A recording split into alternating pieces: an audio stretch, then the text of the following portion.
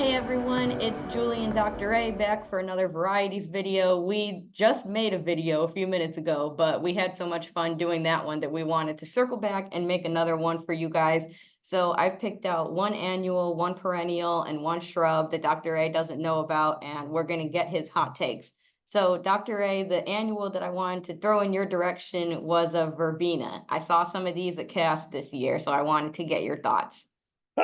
Verbena. Well, this is great, Julie. We are having way too much fun. It's probably illegal, but the plants that we're just picking out of the blue, I'm really fun to talk about. The verbenas, of course, have been around for some time.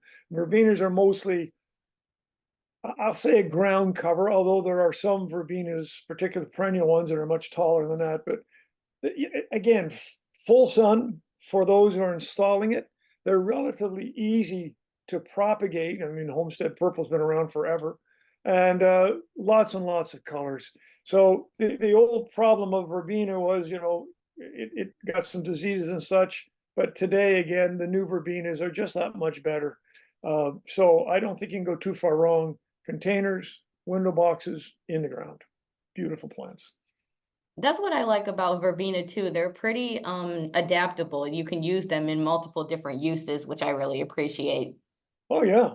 You can use them anywhere, and they perform well, particularly in bright sun, and just about anywhere in the country.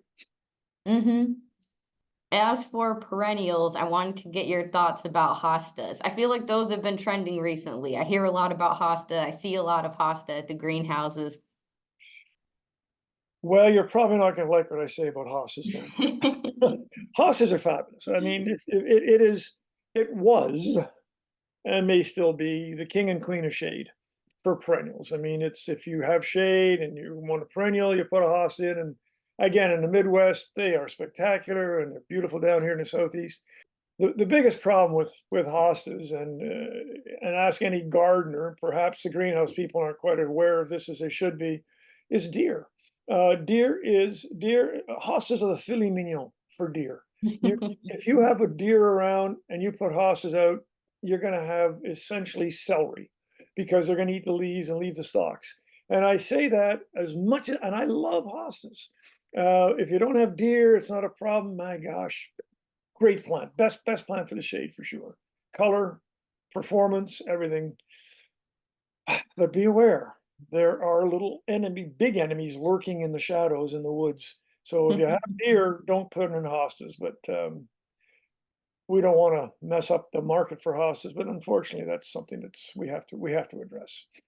Yeah, that is a good point. I like them as a good, like you said, a good shade plant, great garden performance. But we do have a lot of deer in my area, and it's tough with hostas. I don't, and I keep writing it in my columns with you, Julie, that I just don't think we are.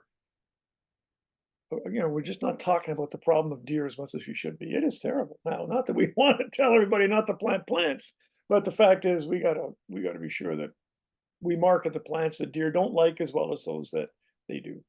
Right, and just be aware of your surroundings if you Yeah, have a that's it. deer. That's it. And then for the shrub I wanted to get your take on is hydrangeas, probably one of the top plants in the industry.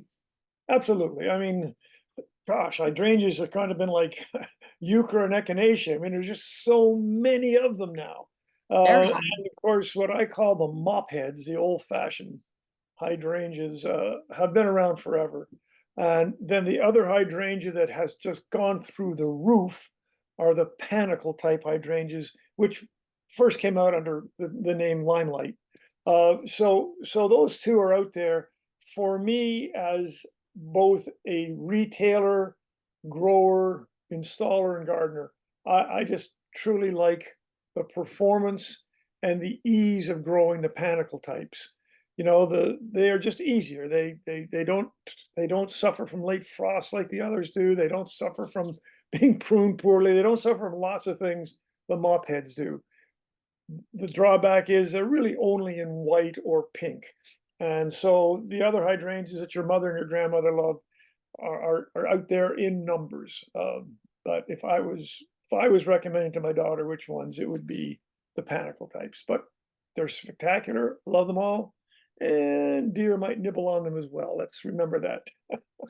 What about the lace cap? Are you interested in those?